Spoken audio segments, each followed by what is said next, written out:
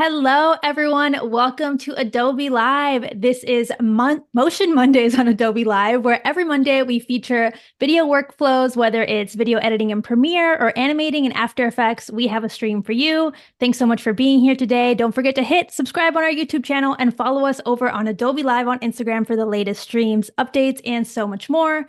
I'm your host, Fabiola Lara, and today we're here with creative director and content creator James Bonanno. James, I'm so excited to be here with you today. I always learn so much on these streams. I know everyone else does too. Please introduce yourself and tell us what we're getting into today. Ooh, I am so excited. Happy Monday, everyone. Fabiola, thank you for that generous and wonderful intro. As you mentioned, it's always great to be on these streams, specifically as a guest today with such an incredible and talented host like yourself. And welcome, everyone. Hope you had a great weekend. Yeah, I guess for those that are new to this sort of format, as Fabiola said, I'm a creative director, filmmaker, editor, photographer, just sort of a content creator of all of Multi-talented. all sorts. I don't really ever know how to put a label on it, so I'm just leaving it open-ended.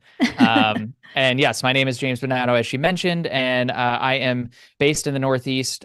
Came or was in LA for a number of years. My wife Anna, who is a member of the Adobe team, you all might know and recognize. We run a travel business together called Leave the Map. That is one of our primary businesses, but really my focus is being an educator here on Adobe Live and teaching you the skills that I've learned over the years, 12 plus years probably as a filmmaker and editor. I do share a lot of the content that you will see today in more shorter form videos on my Instagram. So if you have not followed me or shot me a message, feel free to check that out. We are actually going to be talking about my most recent video in today's stream that I just posted last week. So we're getting real meta today. I am also on YouTube under Leave the Map, TikTok, Behance. So you can find me in all of these different places. I am always so excited to hear from the community and hear about things that you want me to teach and go over, and try to just push ourselves as a community, as creatives here. So I think that's sort of me in a nutshell, Fabiola. Did I miss I think any? so. I mean, your reels that you've been pumping out lately have been so eye-catching. They're kind of also like at another level in terms of creative production. So I'm Thank so you. excited that we get to open up the file, open up the project today. And I'm just excited to learn all about it. Where are we starting today? And tell me about these Yeah. pancakes. All right. All right. So the first thing I want to do today, there's a couple of things that we're going to go over. So if you're just joining us, I think a lot of the times we hop right into Premiere Pro. I promise we are going to be doing a lot of editing in today's stream, but we have an hour and a half. So I really wanted to go over first how I conceptualize these ideas, how I come up with the shots, the framing, just the story itself, because even though it is a reel and it's a short form piece of content, as most of you probably have noticed, the production quality on Instagram and TikTok has become insanely high quality over the years. It's no longer just shoot this quick thing on my iPhone and be done with it. While that is a great way to relay your message, the way that I prefer to share my story is through as high quality a production value I can, just using the skills that I have to teach that. So in this video, we are specifically talking about a method called pancake editing, and that's essentially where you are editing inside of Premiere using like a stacked method like this. So you can take your clips from the top sequence right here and just drag and drop them onto your like rough cut or your second cut below. It's a much easier, I think, a more efficient way than working this way inside of Premiere Pro, because then you have to essentially copy and paste each clip and then like ripple paste it in here. And we've And all try been and there. find where you are on the time on the sequence and trying to drag it to the right spot without erasing something underneath it. You na Yeah, you nailed it 100%. Like I've been there. I've overwritten so many files doing it this way, and then I've gotten to the end of the cut and I'm like, oh yay, I'm ready to export. And now all my audio is missing because I've Yeah, your I've audio's all like destructed that. patched up and weird. Yep. Yeah. Yep, exactly. So that's a huge tip that we're talking about today that we're going to get into once I go over the pre-production process. So I created this video specifically on what pancake editing is and how to use it efficiently in your workflow. Oh, And so going back to sort of the story process, there's always ways that we can push ourselves as artists and creatives. I am constantly trying to just think outside the box, even though we're sitting at this desk and it's maybe a tutorial. How can I think of a way to spice it up using a food metaphor? I'm sure there'll be a lot in there, and make something a little bit more eye-catching than just sitting at a computer screen and sharing our screen. Yeah. Again, there's nothing wrong with that, but Fabiola, you're doing the same sort of like eye-catching thing on your Instagram as well. And so I think you certainly understand, like, we're trying to keep people's attention and hook an audience really quickly. Sometimes it's almost easier to set up something like this than like doing the same, shot of the computer over and over again. Like Yeah. after a while of making sort of tutorials, you need to find another way to execute the same vision. And I feel like Yeah. you're really at that point where you're like exploring the depths of the way to tell this tutorial story all together in one. And I think like that does require a lot of pre-production, and I'm pumped to see this shot list. I also want to note for everyone who's watching, if you have any questions along the way, drop them in the chat and I'll make sure James gets to it. I know that he's going to show us so many like incredible tips and tricks. And if you have any lingering questions, I don't want you to like not get them answered. So drop them in the chat. We'll be sure to get to them. And yeah, show me this editing shot list. This is so Oh, fun. I all love seeing this. right. It's like you have to do All this right. before you can confidently open up Premiere Pro. You do. And I have this weird thing. I don't know if you feel the same way, but even though I'm just shooting this for a reel, like this isn't a client project, this is For purely sure. personal and something that I'm doing for myself, to teach you all. I get this like weird anxiety sometimes about knowing how long it's going to take me to do something. And Mm, it sometimes will prevent me from getting started. And so my way of overcoming that is to write it out. And so whether yeah. that's writing out the concept, like let me start from A and get to C. How do I do that? And that then just psychologically, I think, doesn't like it does the opposite of psych me out, and it makes it feel attainable and makes me feel, oh, this is just give me 2 hours and I'll be able to actually do what I need to do. And then I can go into the edit Move process on. and Yeah. feel like I'm making progress. So when it comes to the shot list, this is where I start. This is just a notebook that I have like right here. I just keep something like this on me um, most of the time, and I'll jot down ideas. If I have a real idea, or if I have like a longer form video, I'll just jot down some ideas. And here, it's just like pancake editing.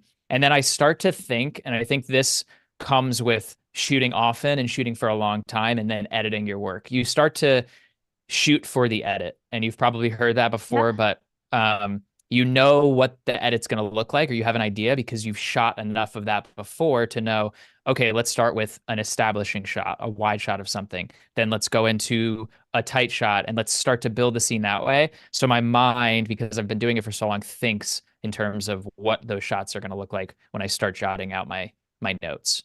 And that's like something that comes with practice. I feel like if you have made no reels, making a shot list for a reel is going to be really difficult for you because you don't know what you don't know, essentially. Yeah. Yeah. but Yeah. but once you make, let's say you make 10 reels, 50 reels that you've just been winging it, then you're going to be able to really take advantage of creating a shot list like this. I feel like you at least have to have 10 random ones under your belt before you Yeah. start Yeah. organizing Yeah. yourself.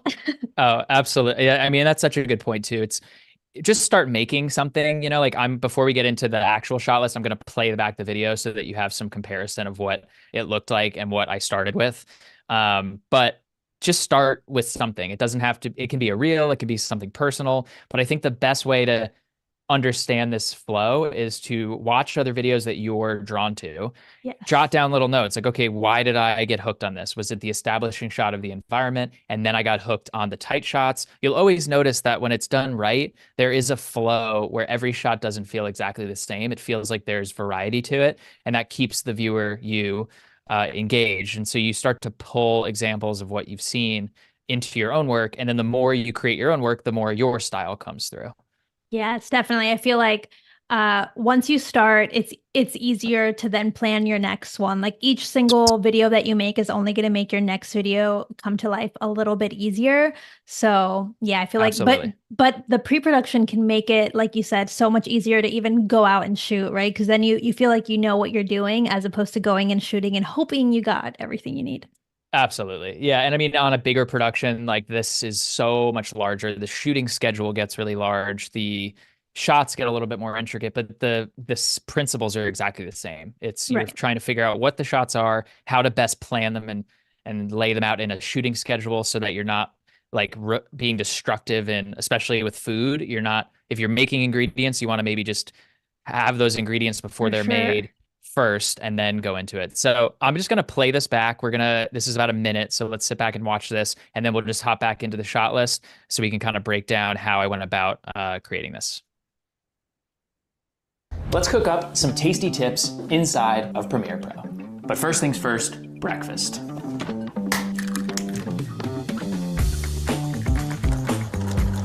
Now, the most important part of any project are the ingredients. And today, we're making pancakes. Now, the traditional way to edit is kind of like having all of your ingredients scattered in different parts of the kitchen. But what if I told you there was a simpler, easier, and quite frankly, cleaner way to do this, referred to as pancake editing. This technique allows you to quickly access all of your ingredients and move them into cut sequences and select sequences faster than you would if you had to manually click through each of these sequences. It's a great way to view your project as a whole and make the process of editing a delicious one. So try this technique at home, and while you're at it, make yourself a little breakfast. This one is delicious. Let's go. Okie doke. I love it. It looked like it took 15 seconds. Like you made those pancakes so quickly. It was so smooth. I feel like it kept the rhythm was really incredible in that video. So I'm excited to see how you break it down and how long it actually took to shoot this. Yeah. This was like an all morning affair. And a couple key points that I want to try to hit on here when shooting, and it's going to take a little bit longer, even though I have natural light in my kitchen here.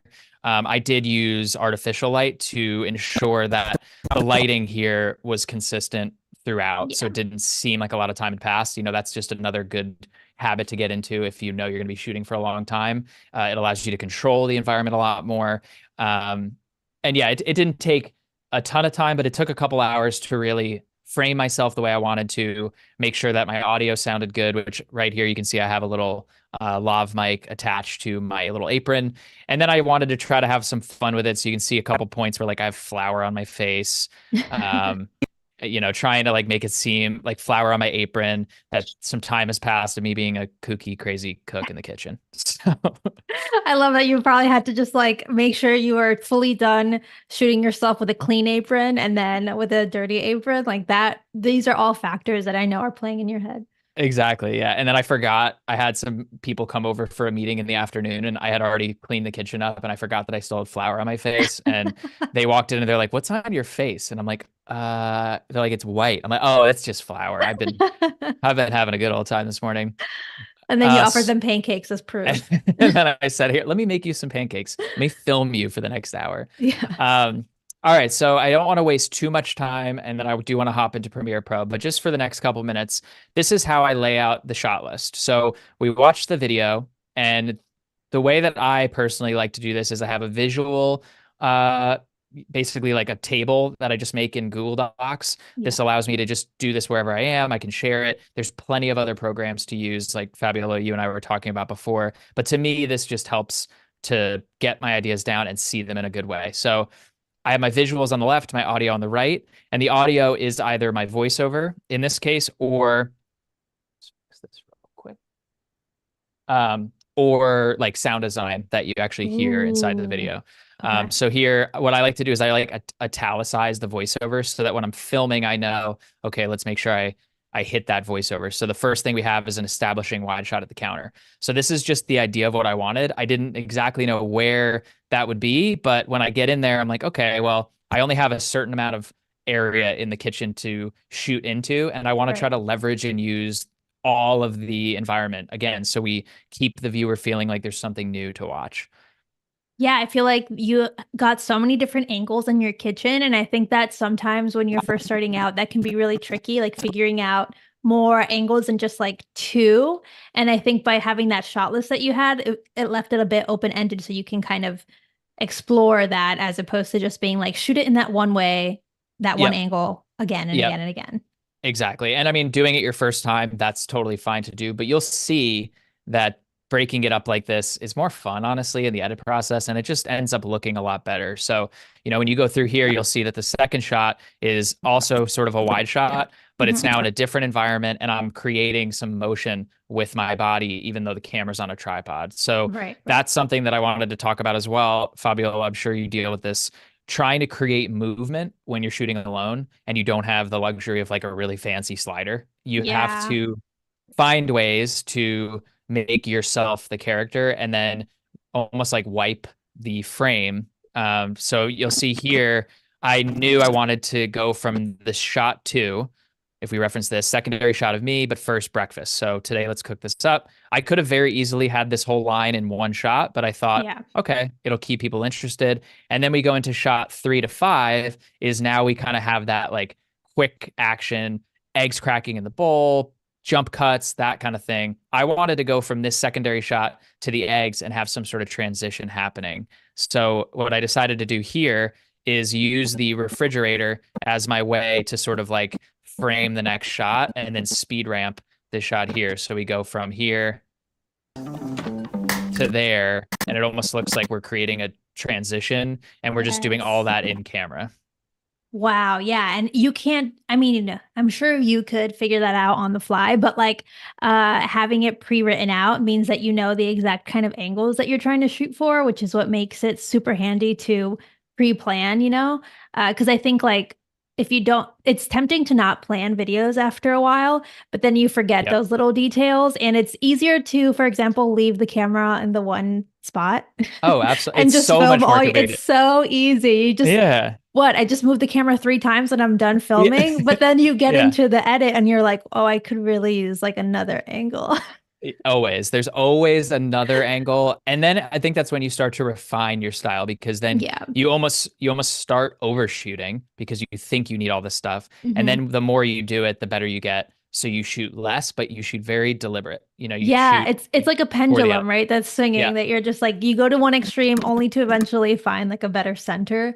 But exactly. I Exactly. love seeing this and I love that trick of those little transitions when you're only Yeah. shooting yourself.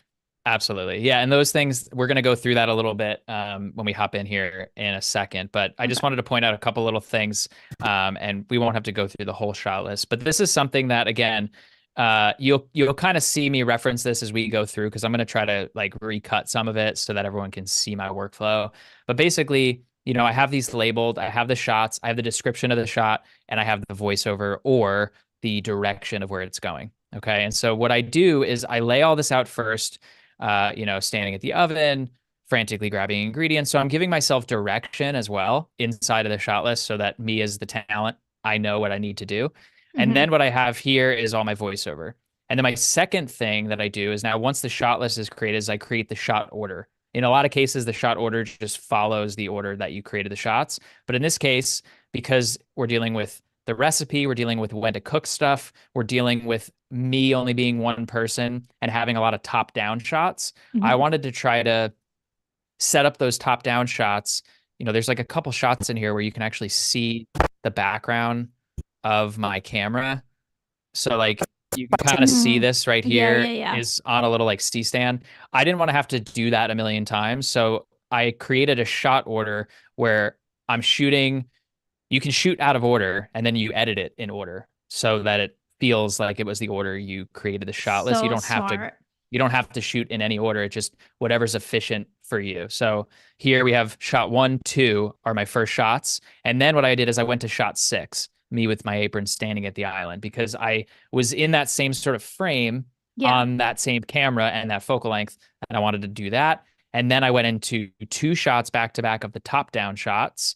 And then I went to 10, 14. So you can kind of see like it's a little bit out of order, but that worked for the production of this specific video. It makes so much so much sense to do a shot order because, like I said a second ago, like changing the camera 400 times to go back in the order of the actual process is so tedious and Yeah. really not fun. It makes it not fun to have to like break something down, put it back up, or Yeah. have like five tripods in the small little area because you want to quickly go from one to the other. So this makes so much sense. I haven't personally done that before. I've kind of done it not in a planned way, just kind of like a what else can I do before I move this tripod kind of way? Yeah. Yeah. And Yeah. Yeah. having it Yeah. organized is so neat. And I think a lot of people tie themselves down to like, oh, it has to be the actual order of events. Right. But Right. once you release yourself from that, once you You too. embrace yourself as an Ah, editor and just say, I can put it in whatever order I want, yeah. then you're good.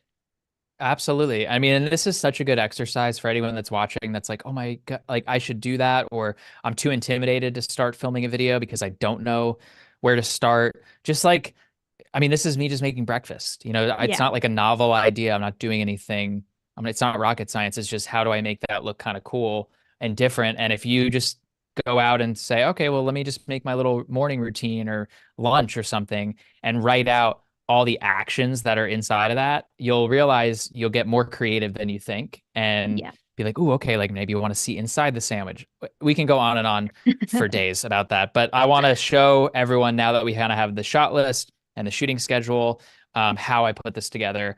And again, I want to go over a couple specific tips in here using the pancake edit method, which we're going to actually use inside of here, setting some of these chapter markers, just going through the whole process as if I were editing this video for the next maybe 20-ish minutes. Yeah. And then I want to hop into like color and sound design.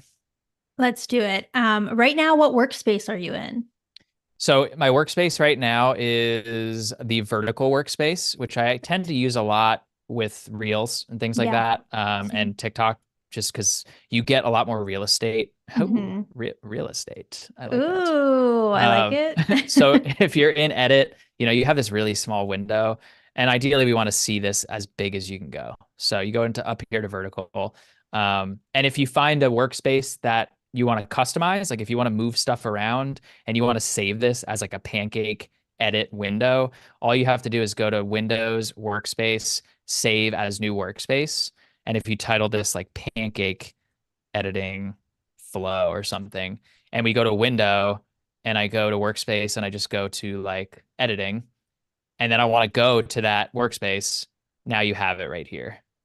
So I've already actually set that, right? So now you'll be able to just easily access this in a lot quicker way. So nice. I feel like saving those is just like really handy for when you're getting like really overwhelmed. You're like, I can't edit like this. Yeah. Something's not working. Then you change your workspace. You're like, oh, that was Yeah. why. And I made my life easier. So Yeah. And then you everyone can be like sure to breathe. save it. Yeah.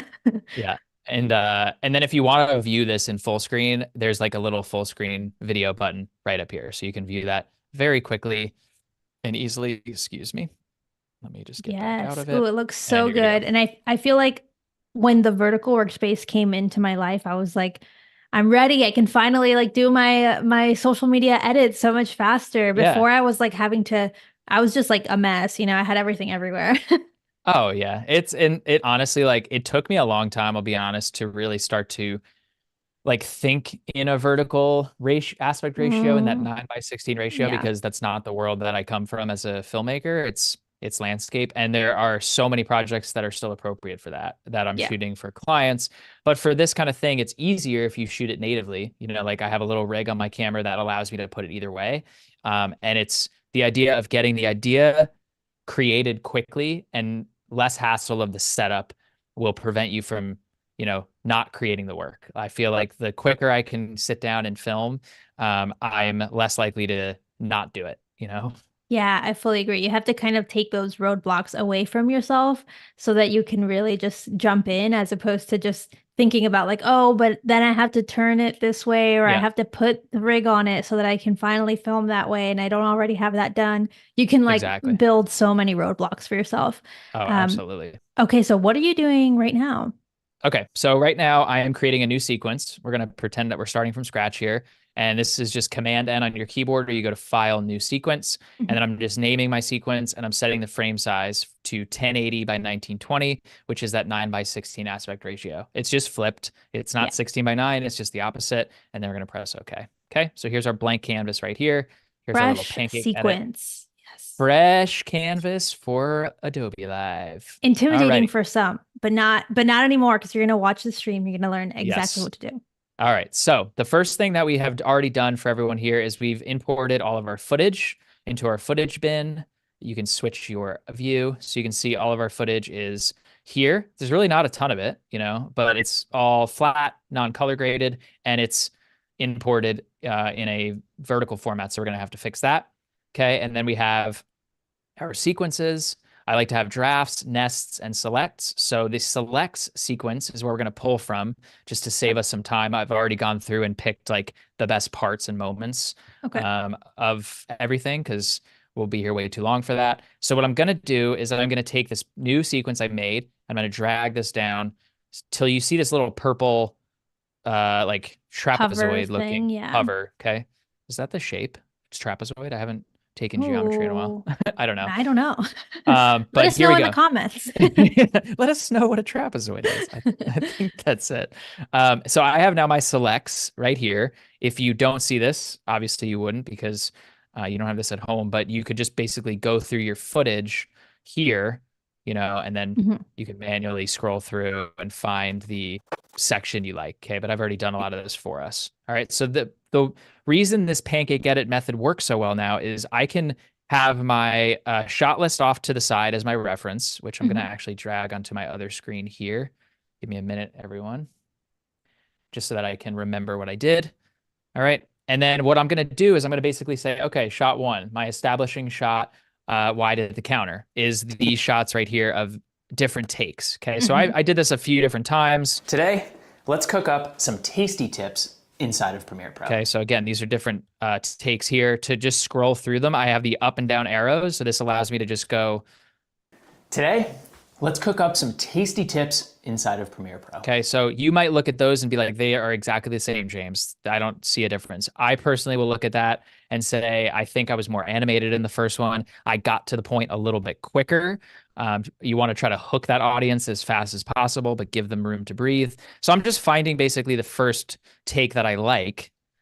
It's That time feels to cook right. up some exactly. That feels right to you. It's all Yeah. total creative personal preference. It's time to cook up some tasty tips inside of Premiere Pro. All right. I didn't use that one, but I actually kind of like it now that I look at it because it's like some action of me putting the apron on. Okay, Yeah. so all I'm going to do is just drag this down. Okay, we're going to keep the existing settings, and our settings are exactly the same as our select sequence. Okay, and now we've started building our cut again, like I mentioned, without having to copy and paste this and then like find, like if I Find went this here, exact copy and spot. paste this, find the exact spot, paste that, go to the next thing. It's a much quicker way to do it. Oh, I really, really like this. How many takes do you think you did of this first shot? Let's see. Not a ton. This was the first thing I did before I had coffee. So I was like a little bit lethargic. It's time to cook up some tasty tips. I don't know, maybe like 5 or 6 takes. And you can see Okay. I Okay. labeled these as the ones that I used. So if Hmm. you're going through your selects, there's a couple ways to do this. This is again just preference, but either I'll label the clips that I know I'm gonna reference back and maybe like refine my selects and use more, or I just drag them up. So I hold shift and I drag up the ones I want. So when I look back, I just have one timeline that I can pull from. So it's Quickly. just Yeah. it totally depends on whatever the method is you like want to I use. always feel like the second take tends to be the best take. What do you Definitely. think? Is it towards the end or towards the beginning? It honestly like all depends. In shooting for like commercial work that I've shot before or narrative work that I've shot before, I find that when like an actor gets warmed up, the last take or the take towards the end is when they feel the best. So a lot of the times, like if I'm doing a talking head, I'll actually have them do the first intro or the first part of it to start with, and then I'll have them go back and do it again once they're all warmed. And that tends to be the take that I actually use. Okay. So in my case, I could have probably done it again, but again, it's a reel for Instagram that hopefully a lot of people watch, but Some It's might not, it's not. not So too, it's not too serious. it's The stakes are low. it's Stakes are low. the stakes are very low. I always feel But like first my things, second take is best because you're warmed up, but you're not overthinking it yet. And by the time I get Yeah. to the end, I've said the thing 200 times and I'm starting to like talk weird and like words don't seem real anymore. So Exactly. it's my take. Exactly. Yep. Totally. Yeah. Totally. Totally. Cool. So what you'll see here, this is our take of us at the refrigerator. breakfast. First breakfast. Okay. I open the refrigerator, and my idea is to wipe that door to make sure that I can then cut to something else. This is just like a natural in-camera transition or a wipe. I dragged that down here. And then I'm looking to reference my shot list here. So the shot 3 and 5 I have is where we're going to start the top down of the eggs cracking. Okay. Okay. And my selects are not actually organized in that same way because just the way that the footage is all in here is sort of in order of where it came in. So I have these shots, which I'll pull up here because this is actually in the right order. Again, I'm just scrolling through here with my arrows. Where are we at? Where are we at? GME boy. There we go. Let's All right. see. So I have some shots here. So I said top down, but I actually filmed 2 different frames for this. So if we look back here, you'll notice that it goes between top and then this shot. Okay. And these are shot at the exact same time. I have this shot set up above me with a top down angle that's wide. And then I have this shot that's set up to the right of me that's on a tighter lens. Okay. So different focal lengths, but shot at the exact same time so that I can then sort of sync them together and find those moments that just, I don't know, like have good sound to them and move kind of fast. So if I play this back.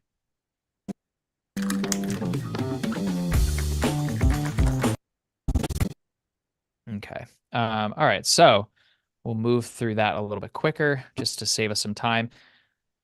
Let's see what I did here. I love that. Having the 2 cameras is like such a luxury, but if you bother to do it, like to actually go and set up 2 cameras sometimes feels like overkill when you're doing a reel, but then you can create these moments that otherwise you can't really mimic. Like there's no other way to do it but to set it up, you know? Yeah, and I normally on this wouldn't do that, but because I didn't have enough eggs, I'm like, well, I can only do this cracking of the egg thing one time. So I need to make sure that I get the action from both ways because that's how I wanted to cut it. So Right.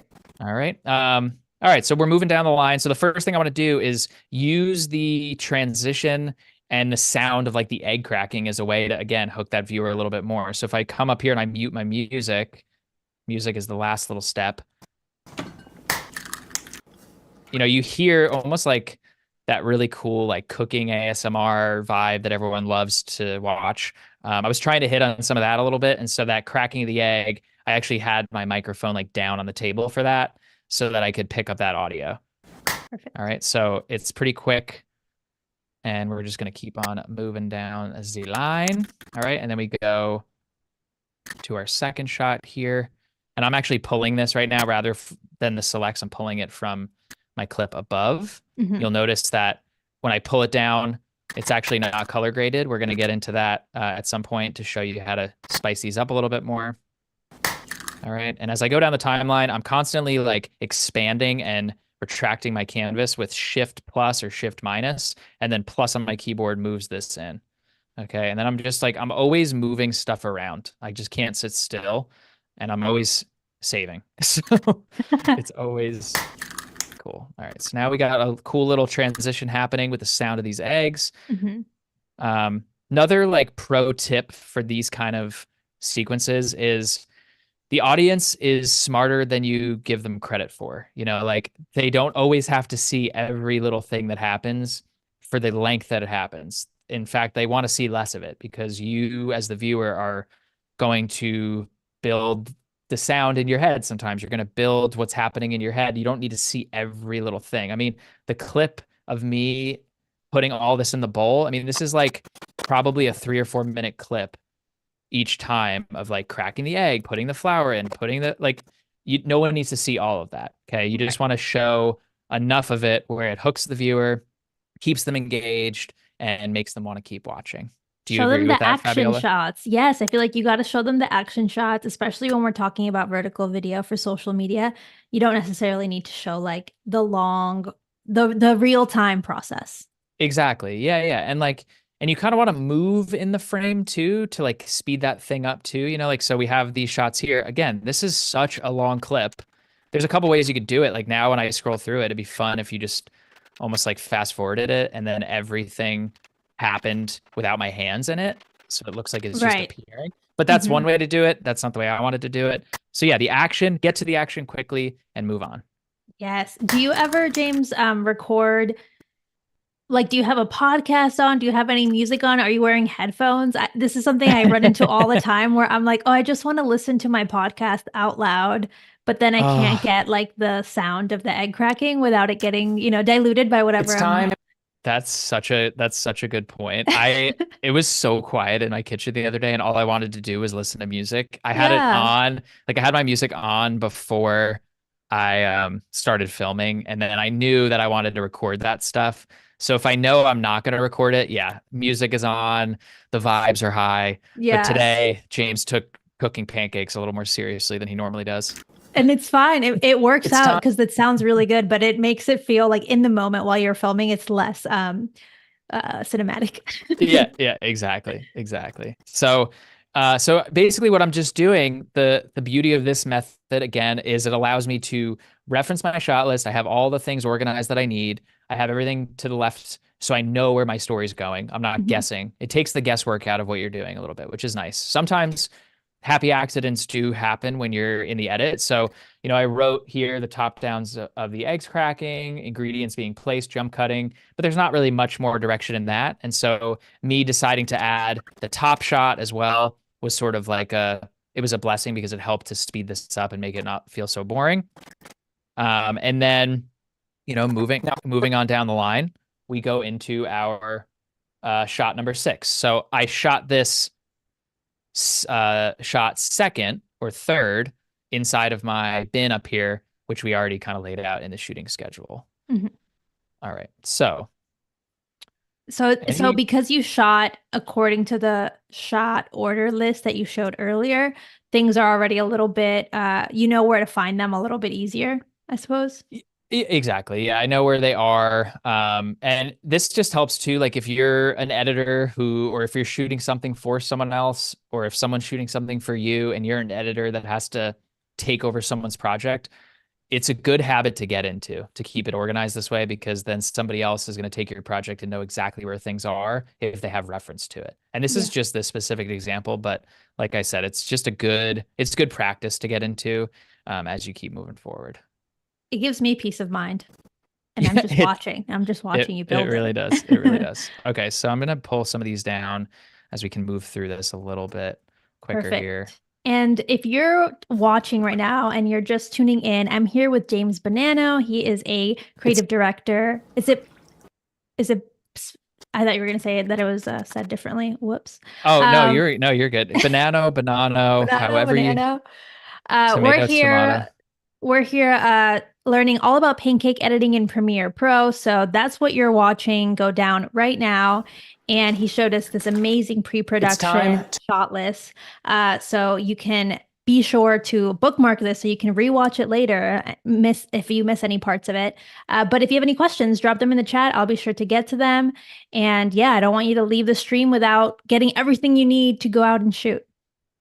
Yeah, these things get me excited just because like we're all learning every day. We're all learning different methods and techniques and anything that we can pass on to other creatives in this community to help just make the process of creating less daunting, and the fun part is actually making the work. It's making the thing that you've envisioned in your mind, like I thought of this again, this is not like a novel. I'm not, curing cancer, unfortunately, but I'm enjoying the process and I'm making something that I want to make. And it feels really good when you can have an idea, put it onto paper, get it in there, and then actually see the final result. And I think that's the rewarding part of being a video editor and a creative. Fabiola, I don't know if you would agree with Definitely. that statement.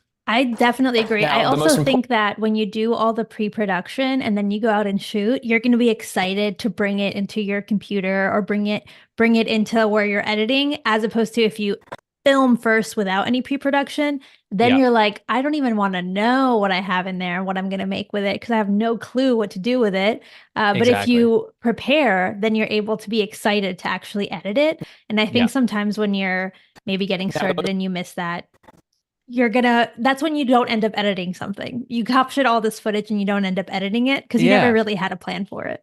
And I mean, I've been there so many times. Like I Yeah. probably am sitting on a handful of projects that I don't really have a Yes. direction for, but that doesn't necessarily mean that one day that will change. Like I could come up with a story that footage is used for, but it happens and it's part of the process. Um, so I wanted to talk about this little section real quick right here, because this is another method and technique I use a lot called an L cut or a J cut. And Fabio, I'm sure you're familiar with kind of what that is, but if I play this back here,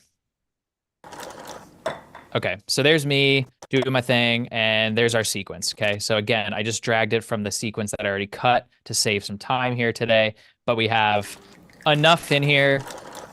It moves, you know what I'm making, okay? And to save some time, what I want to do is I want to hear my voice somewhere around here, because there will be music, but an L cut or a J cut is basically overlapping and layering audio before you see the next visual cue.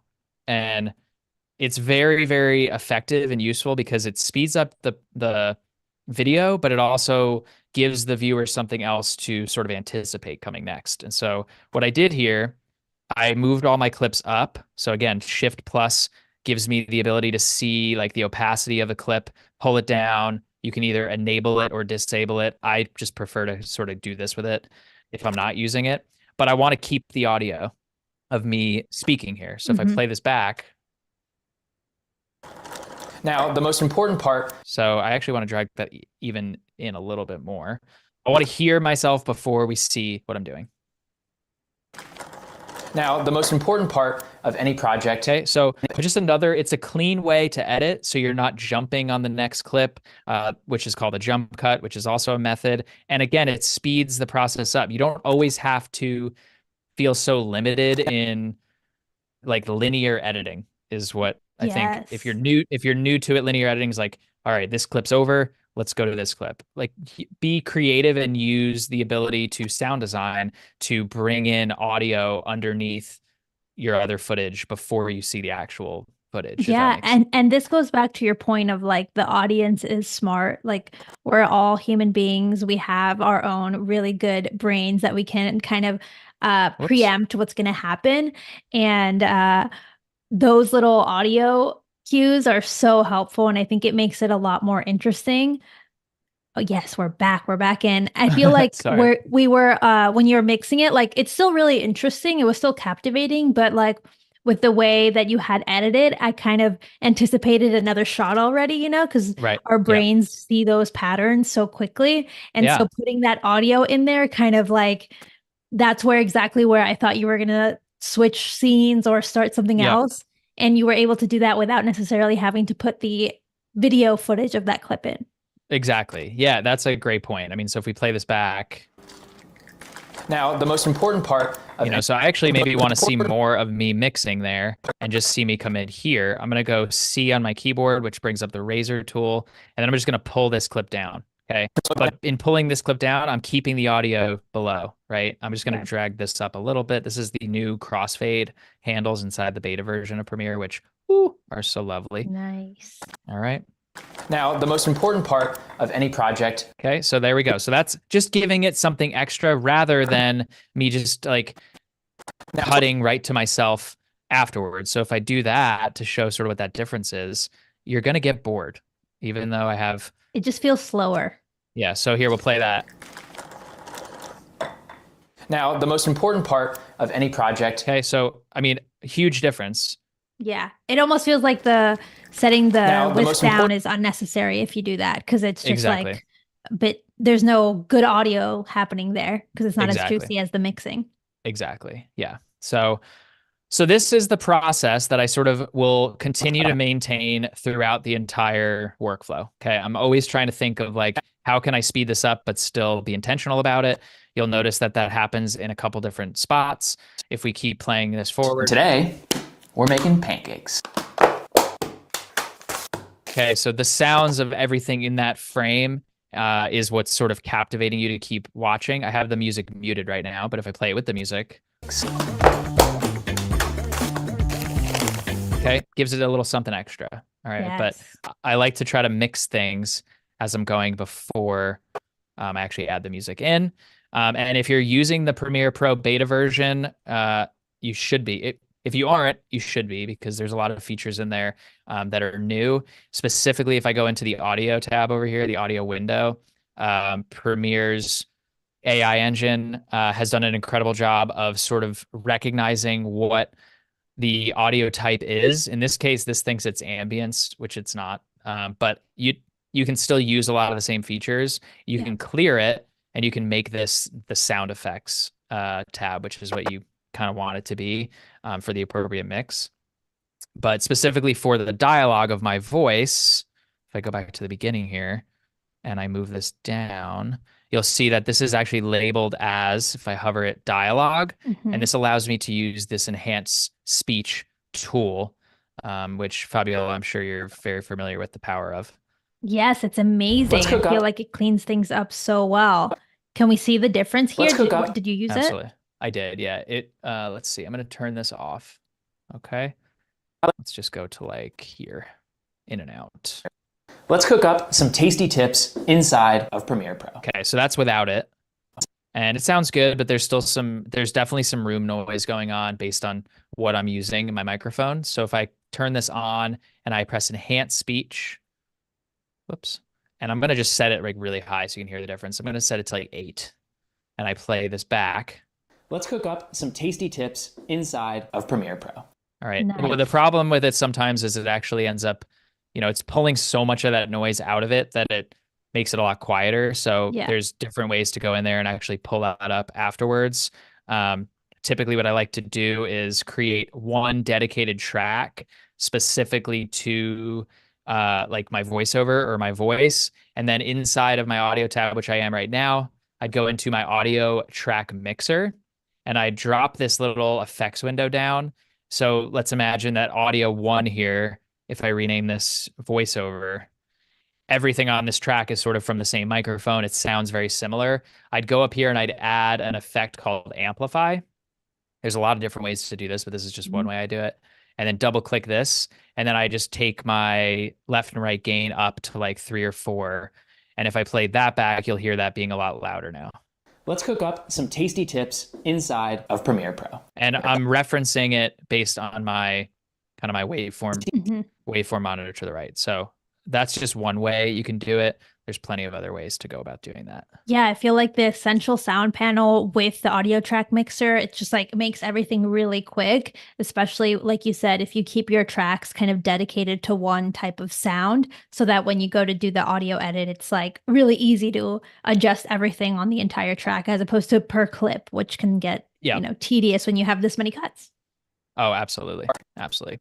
All right. So I'm going to basically hop into some of the color edit or the color correction versus color grade, and then a little bit of sound design because I know we're sort of limited on time. And if I go through all this, it's just going to be a little bit too much. So if that's okay, if anyone has any other questions, Fabiola, let me know. But if not, I'm going to keep on. There are no rolling. objections or questions yet, but if you have any questions, be sure to drop them in the comments. I'll be sure that James sees it, gets to it.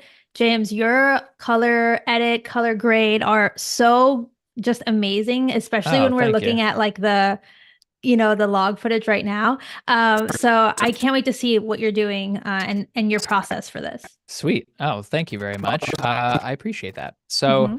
let me just drop one more. Okay. So I basically just removed the format here. This was Pancake before. This is when I'm actually editing. When I go into color, I just want a little bit more flexibility to see what I'm Hmm. working on here. Okay. So let's just take like this clip, for example. We'll start.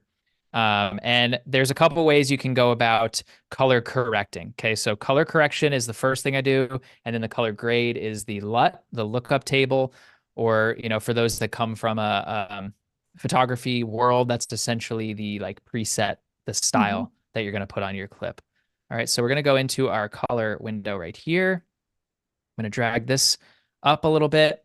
Okay, and the first thing I'm going to do is add an adjustment layer. All right, so I'm going to just move some of these things around here. My Got to little make a bin whole down new here. workspace. You do, Save yeah. it for It's like, next time. it's crazy. So we're going to go right, new item, adjustment layer. Okay. And this allows me to be non-destructive in the color that I'm adding to my clips. All right, so I'm going to just drag this all the way over. Maybe we'll start here. Okay, and I'm going to name this. You can name every one of those layers. I'm going to name this color correction. And all I'm trying to do in the color correction is correct the blacks, correct the highlights, the midtones, bring up a little bit of that contrast. Just give it like the first pass, and then the color grade would go on top of that. All right, so the first first thing we're going to do is reference our Lumetri color window over here. And then here I have my Lumetri scopes. It might give it a second to open up. If you don't see what this looks like right here in the window, you're going to go to the little wrench icon down here, and you have a lot of sort of intimidating looking things. Don't worry about it. Basically, all you're going to do is make sure that your vector scope YUV is selected.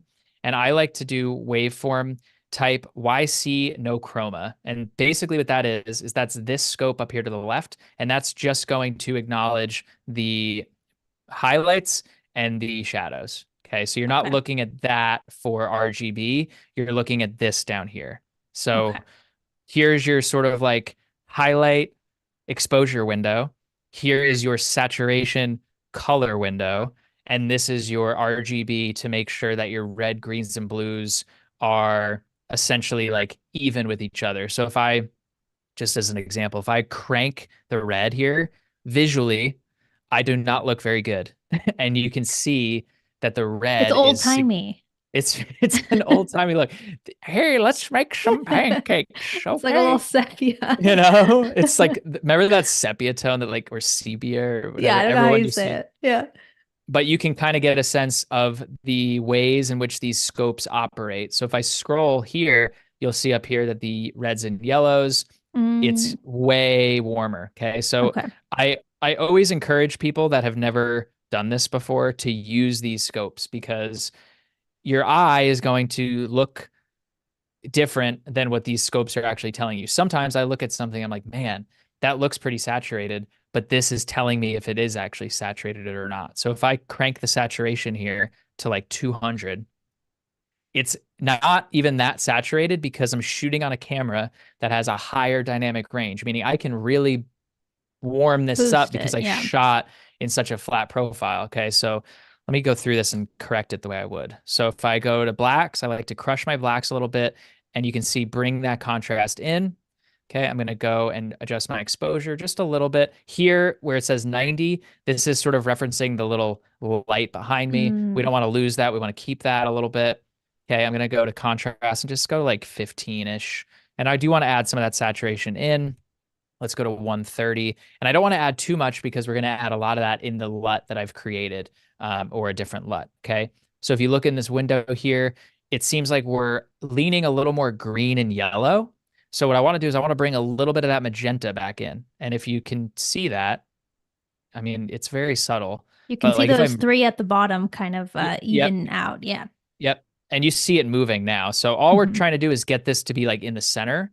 And then I'm going to do the same thing with the blue. So I'm going to cool this off a little bit. So I go before and after. I cooled the image down a little bit. There's a little more magenta in there. The blacks can come down a little bit more. And let's actually take the shadows down as well. And that's sort of like very subtle. That's our first color correction or color pass. Okay. So the color correction is just to ensure that if there's highlights that you want to pull out, if there's blacks and darks that you want to pull in, that's sort of what you're going to do with that. You can come down to the curves here and you can further adjust the saturation, the luma, but we're going to do that in the LUT process. All right. Okay. And then you have your creative tab. Okay. So the next thing what I'll do is I go option and I drag this up. All right. So now we want to make this our color grade. All right. So I'm going to name this color grade.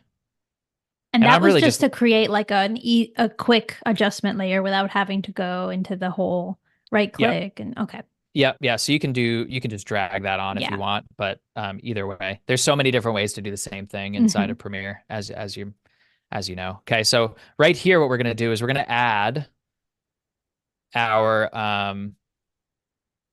creative look. Okay. So we're going Okay. to go to our creative tab here. I have one here called JB LUT. I have some other ones that I have imported from the camera that I'm using in the C-Log format. Okay. So if you shot on an Oh, iPhone, you might have a LUT.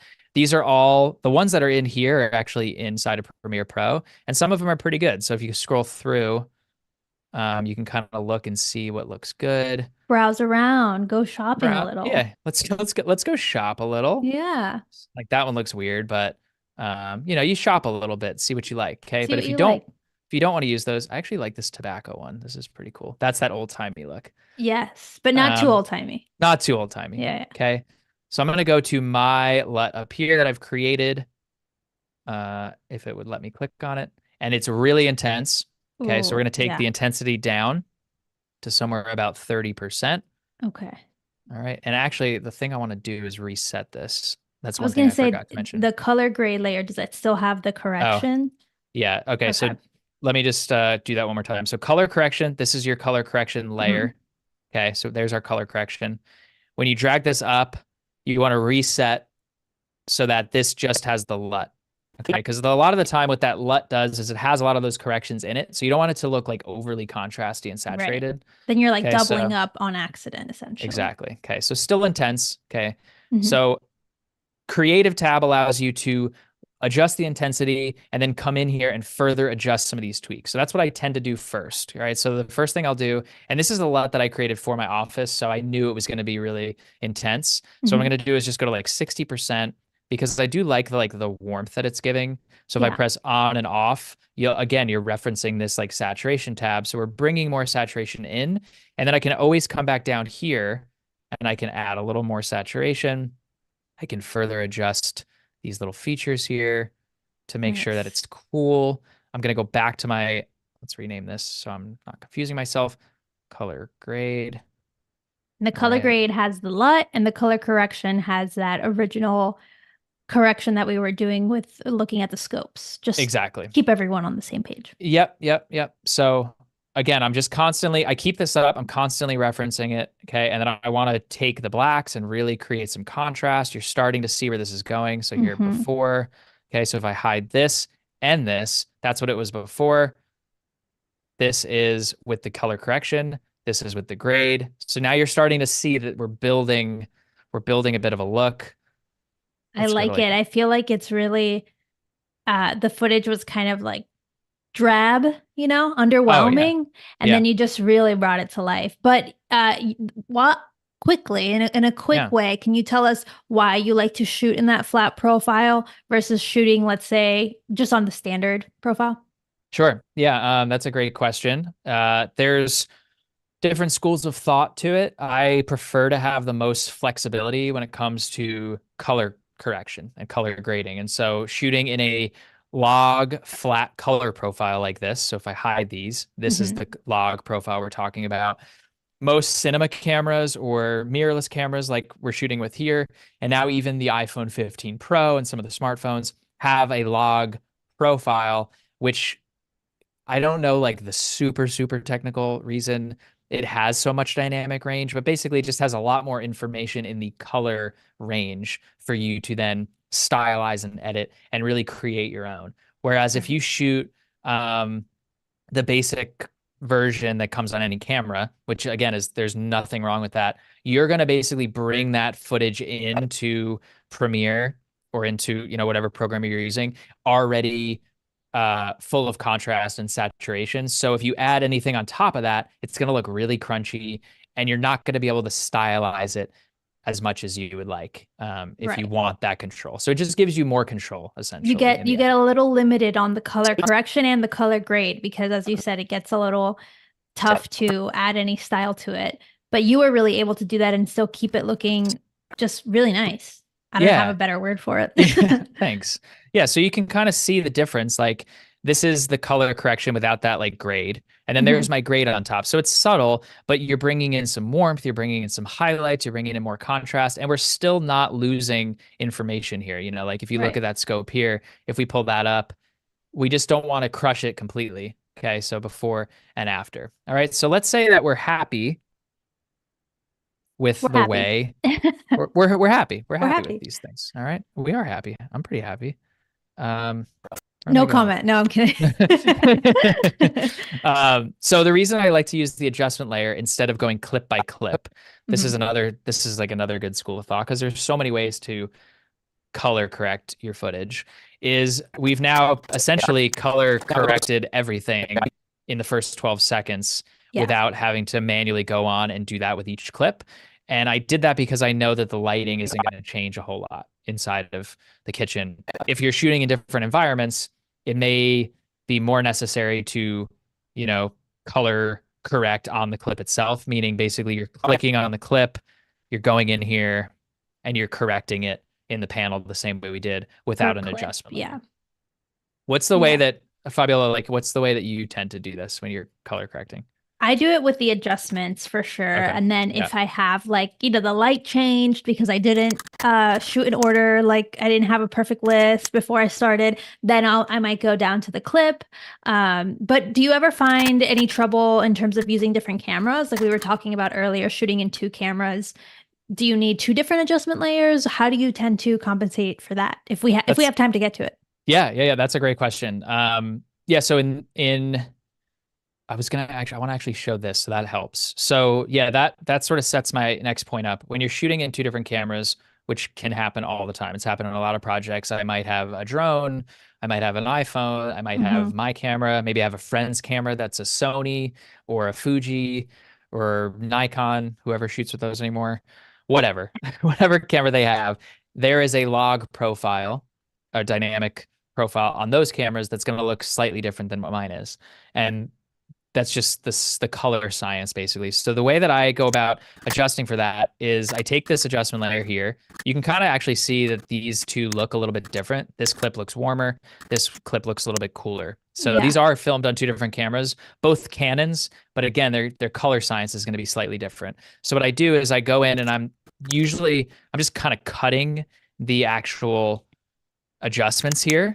Hmm. So I'm just using this to edit. And then there's a window or a button here called the comparison view. All right. So this is a great way to compare footage right next to each other. All right. So here on the left-hand side is your entire sequence. And if we go to the next edit, this goes through clip by clip. We want the clip on the right here to look a lot like the clip on the left. So I think this looks more natural than this. I think this looks warmer and a little Yeah. bit greener and nicer. Okay. So what we're going to do is we're hovered over this clip here, right? So you'll see if I move, it goes to this one and this one. So we're just going to focus on one that's a little more obvious. Let's focus on this one because there's some blue in here. All So you right. want the So we're going to playhead right over that clip then? Yep. So where the playhead is where you're going to adjust. And then in here is your timeline. So you'll see that's your, like, they call it like your reference position. Okay. So Got that's it. where you're going to scroll through. All right. So our reference is this. So you want to have a clip that you're so in love with that that's the reference of like how everything else is going to look. This comes in Mhm. handy when you're using different footage that you're pulling from different places, shot in different times of the day, in different locations. But in here, we're just going to subtly do it. All right. So Command K is how I add an edit. That's a shortcut that I have, but you Mhm. can just use C on your razor blade. So we're going to go into color correction. Okay. And again, my Lumetri scopes are still up. I'm referencing that right here. I think this needs to be a little bit warmer. So if I pull this subtly, okay, we're going to pull this over a little bit more. And you'll notice that if I scroll back, these are two different cameras. You can see, I'm like pointing at the screen as if you can see my finger. You can see that the saturation here looks a Mhm. lot more saturated. You don't really want to go past this little like hexagonal shape. We're Okay. doing a lot of geometry today. Also, it was a Um, trapezoid. I looked it up. I looked it up. It just didn't come oh back around man, now. every once in a while I surprise myself with math, but whatever. So you'll notice that this clip looks more saturated than this clip because it's shot on a different camera. The dynamic range and the amount of stops of dynamic range are higher, if that makes sense. There's more of them on my Mhm. cinema camera than there are on the camera I'm shooting with here. And that's why you're seeing that difference, because you're like, oh, well, James, the settings are all the same. How come this looks more saturated than that one? This is just the nature of using different It just cameras. happens when you have so much gear. No, I'm kidding. I'm kidding. I Oh, just it's a problem. It really is. And that's why I you end really up buying all cameras from the same brand to try and limit this, but it's never foolproof. no. Yeah. What's your brand of choice? Are My you a brand of Sony? choice right now, yeah, Sony, and I like the DJI. I just got the little Pocket 3 and I it's been saw. fun. It's It been looks sweet. fun.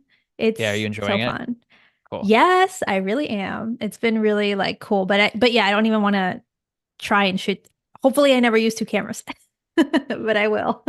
Yeah, eventually you will. Yeah, I will. It's just an obsession. The amount of Yeah. gear is just so silly. And I just Mhm. want everyone to know watching this too, do not go out and buy gear if you're just getting started. Like this is 20 years of growing a business and doing it professionally and having the tools that work for what I'm doing. If the tools might be different Exactly. for you, the brand might be different for you. I have plenty of friends that don't use Canon. I have just invested in Canon for a very long Hmm. time.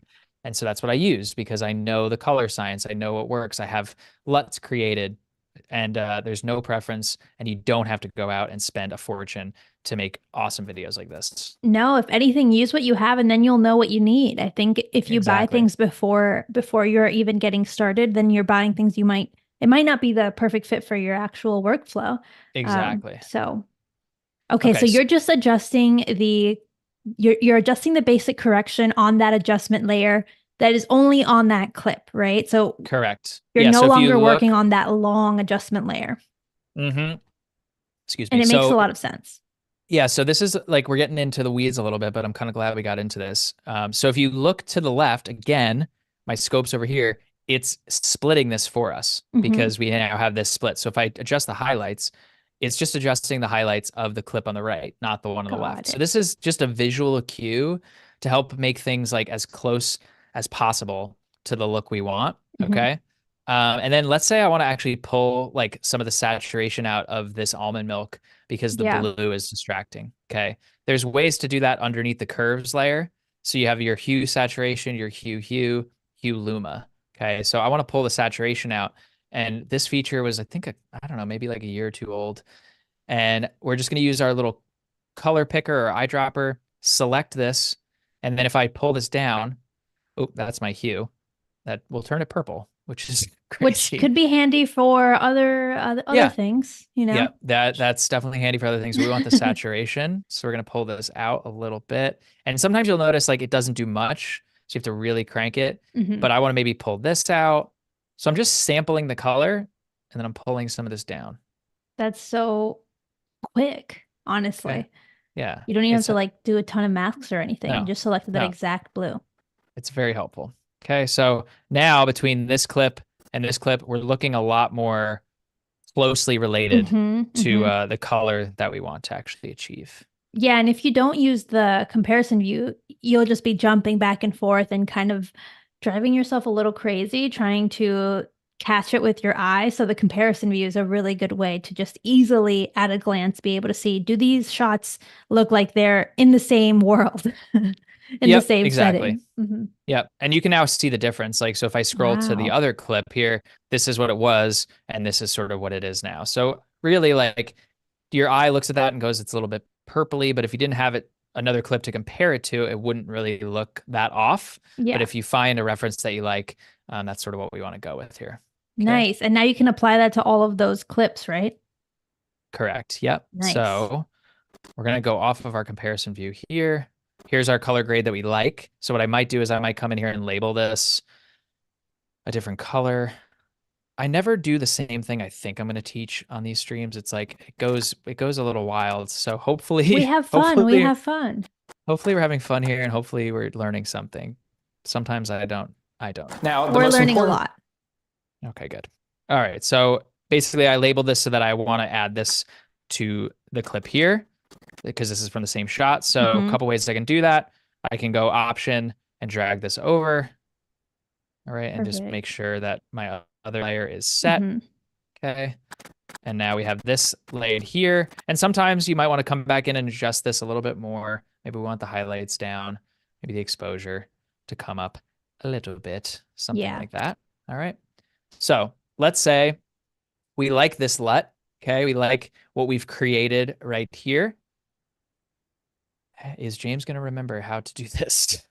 Sometimes I'm I always sure you will. forget. It'll just come to you in one Oh, second. yeah, here we go. Okay, so you can save these looks for the future.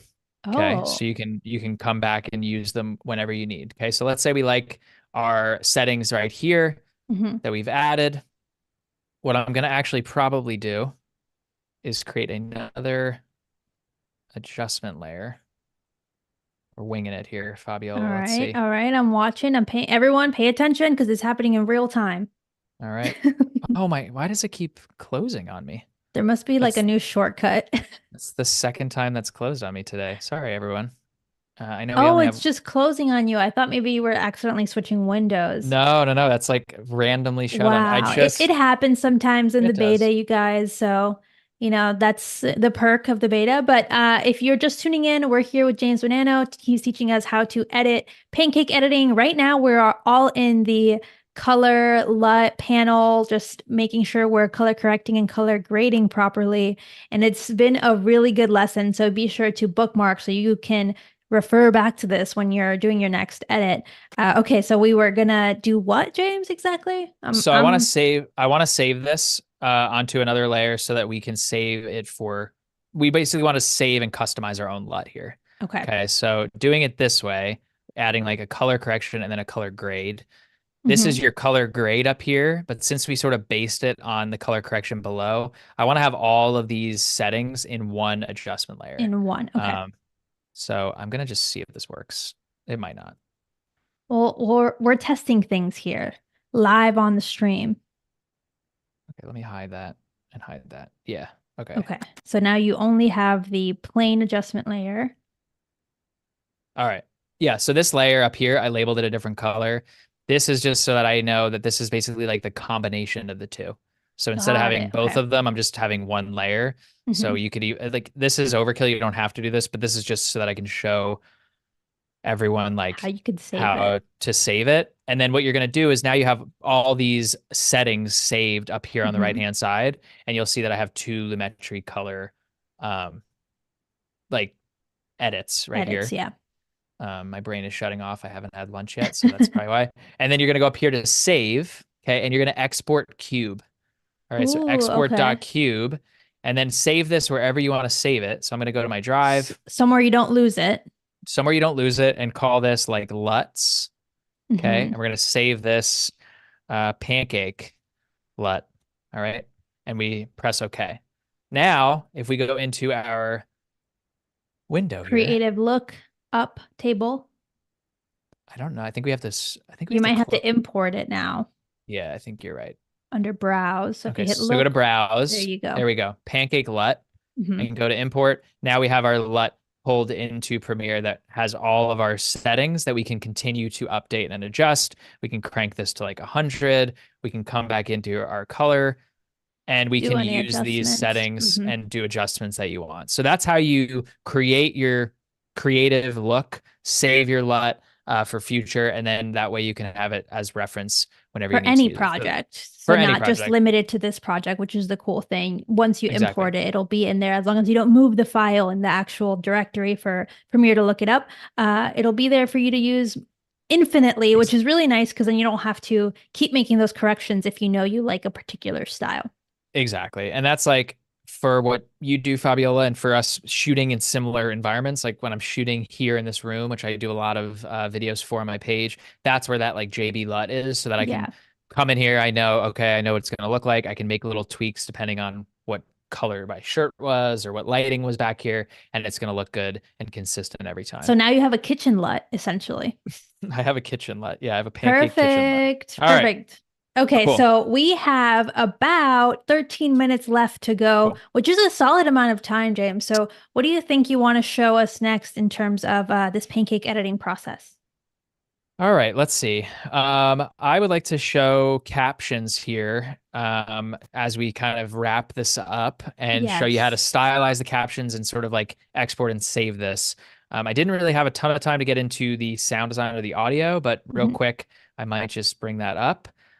So you'll see here we have, if I mute my audio, Let's cook. we have a couple little items here. We have like a little bit of a sound track down here. Okay. Let's cook up some tasty tips. You'll hear this Ooh. this That was little like a sort of whoosh like, in. yeah, it's like a little, Okay. so it's like a little whoosh. These are different like sounds that I've pulled from different libraries. Again, just to kind of get you into the action quicker. And you'll see that there's a little sort of like burn or film transition happening. Mhm. And then I zoomed myself out to just bring you into that action. So it's not as stale as just like staying right on me. Hold, yeah. Okay. And then we have our music track. So the music, again, I've talked about sound design in the past. Let's cook up some tasty tips inside of Premiere Pro. But first things first, breakfast. So we look here. I've created some layering on this music track where basically when you're using voiceover, you sort of want that like soundtrack to be not overpowering and not overbearing. So I keep it somewhere around like -15, -18, depending on where it sounds like. So if I solo that track and play this back, we're going to make sure that everything we hear above that is our voiceover sounds really clear. And then because if I play this back, Things first, breakfast. we don't hear me. I wanted to bring the sound of the music up. So we can actually bring this up a little more. And in order to do that, you're just going to press P on your keyboard, and this creates a point, like the pen tool. This is essentially what that is. And then you're essentially just creating like little keyframes on your audio track of start here and go here. And that allows you to create some dynamic like movements with your sound design, which I've done other videos on that, and we're not going to have time for like a full lesson on that today, but it basically ramps up that music and ramps it down just so that you can go right into that action with full music, as opposed to the low music being low the entire time, right? Exactly. Yeah. And that's fine too, but I just wanted to give it something more to pop. Okay. And then if you can see here, there's little squiggly lines inside of this track. Fabiola, I'm sure familiar with what those are. This is called the remix tool inside of Premiere Pro. So for this, I didn't want to manually have to cut this audio down. I wanted to actually just have Premiere do the work for me. Why not, right? So there's a tool inside of Premiere that has existed now for a couple of years, but it's right here on your toolbar. If you go to Remix, let me actually just show you how it's going to work. I'm going to take this audio track out. I'm going to go to my music. I'm going to take my song, and I'm going to drag this in. All right, so you can see how much longer this track is. It's about a minute longer than I want it to be. All right, so I'm going to drag this down. And in the past, you have to manually go through this, find the spots you like, anticipations, all that jazz. Instead, we're just going to use one tool. You can do this a number of different ways. You can click this and go into here. And I think Remix is in here somewhere. Yeah. Somewhere in there. Remix. Yeah. Remix to 90 seconds. You can change the duration, but there's also this button here that you can just drag it on back. Yes, drag it right where you need it. And then it starts doing the analysis right then and there. Yeah. Isn't that always an exciting little time? So nice. So now we play it back, and I have an ending. Cool. And it's just like, it does the work for you.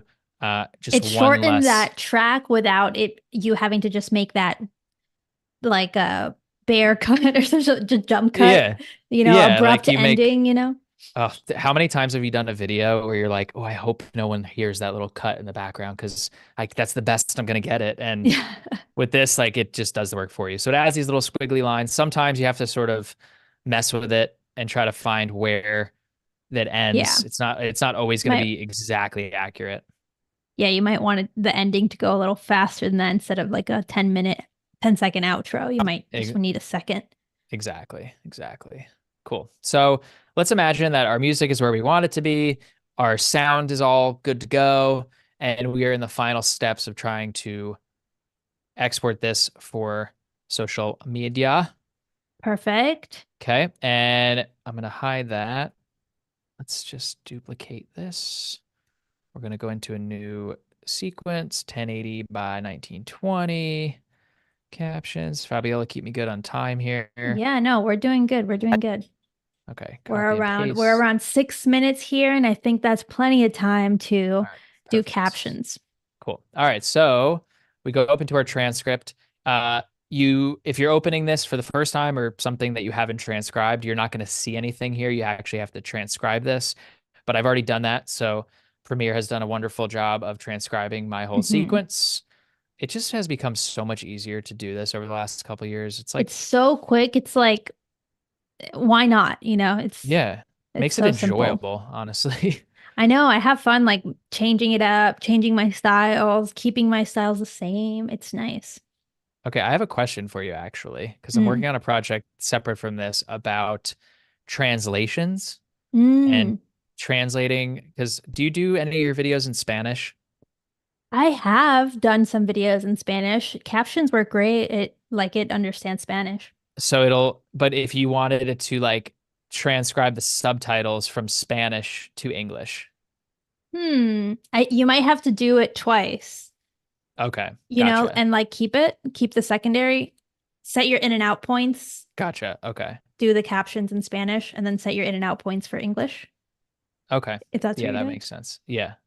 I think Because that might help I'm always trying to, I feel like there's a way to do it. Anyway, I'm getting to caught do up. dub, But maybe. yeah, it's like dub it almost. But in this case, it's all in English, so we It's don't have all to in worry about English, guys. that. Don't worry about it. But All I'm right. going to be doing a live, I'm getting a live translation. Could you imagine like the whole That would thing? be I so just like much pressure. I'm like, all right, let's make Italian pancakes in Italian, which I don't know how to do. All right, so last couple minutes here. Once you have your captions transcribed, you're going to go into the Create Captions tool. Okay, there's different formats here, subtitle, teletext, don't worry about that. Just leave it as subtitle. Here's some defaults, leave that as is. Style, there's a couple styles created. I'm going to show you how to create your own right now. And then maximum length, excuse me, in characters, maximum or minimum duration, and the gap between frames. I personally like to have like one single word per line. I think it Hmm. helps to captivate the audience. Fabio, I think that's how you do yours as well. Yeah. Um, so I change double to single lines. I go to my maximum length in characters. I drag that all the way down. My minimum duration in seconds, I drag that all the way down. And then I create my captions. All right. So now you'll see that it's created it one word for the most part per line. All right. If I zoom in, we make Which this is bigger. exactly what you want. That's what you want. Okay. We see that there's like one or two words on our caption track. All right. But the problem here is that it's not in our style and it's below where people are going to actually be able to read it. Yeah. The internet and social media is evolving. So, really, you want to keep your captions somewhere in the middle here or at the top to Hmm. prevent the comments and your caption in Instagram and TikTok to be in the way. Otherwise, people are going to see the captions, but they can't read them because you have, your caption in the way and all these other things in the way. Exactly, exactly. So what I'm going to do is I'm going to stylize these. So the first thing I'm going to do is go to a font that I like to use called Gibson. That's sort of my style. I like to have things in all caps. Somewhere around 50 is my size. For this, because we were in sort of a white kitchen, I thought I have my little library of colors that I like to use here. Hmm. So I'm going to come in here and change my fill to this yellow color. And Okay. then let's move this up. So let's go to the Align and Transform tool. And let me just drag this down a little bit so that it's not like right on my face, knowing that I'm kind of in a Yeah. safe place where you're going to still be able to read that. And then we want to just apply this to the entire caption track. Okay, so there's a couple ways to do this. I like to create a style. So I go to track style, create style. We're going to call this pancake. I'm going to have the weirdest names of these in future videos. They're You'd be like, like, where did what's that one come going from? on? All right, we got like a minute left here, James. Okay, cool. There we go. Let's cook up some tasty tips inside of Premiere Pro. There we go. And Wow. now we And have that our nice applied to all captions. of the captions, right? Every single one. Yep. So, and that took what, like a minute. So it's very quick to do. From here, you would go to your export and export your media to post onto Instagram and TikTok. You'd be good to go. And you can keep that style for later, right? Because you've created that style. So now for future Yep. videos, you're ready to go, which I think is like the fun thing about setting your caption styles once. And Yeah. then in the future, you just replicate instead of having to start from scratch every time. Absolutely. Absolutely. Yeah. It really saves you time. Again, these tips are hopefully helpful for efficiency, to speed up your workflow. And like I mentioned earlier, to just get you creating, get you in the process of creating some really awesome stuff that you feel proud of. And again, I hope that you learned something today. I hope that this was sort of a new feature you weren't familiar with, and it got you inspired to go out and create your own videos. Wow, James, you've taught us so much during this stream. So I want to remind everyone to go ahead and bookmark this stream, give it a like. Remember to subscribe to Adobe Live on YouTube so you don't miss future streams. And up next, want to get more out of your Creative Cloud subscription and Premiere Pro? Well, tune in and see how the project comes together from conception to delivery by leveraging cloud storage, the new Lucid Link panel for Premiere Pro, and some of the powerful new tools available in the latest Premiere Pro release on the exclusive Adobe Spotlight with Brian Sanford coming up next. And don't forget to follow James Bonanno on Instagram and YouTube and TikTok so you can see the full reel, which I know is already up on your Instagram. So go ahead and check him out. Be sure to follow. Send him any lingering questions over in the DMs. I'm putting you on the spot there. And thanks so much for tuning in today, everyone. I hope you learned so much. I know that I did, and I can't wait to see how you implement these in your content coming up. Awesome. Thank you, Fabiola. everyone. Bye. Bye, everyone. Bye, everyone.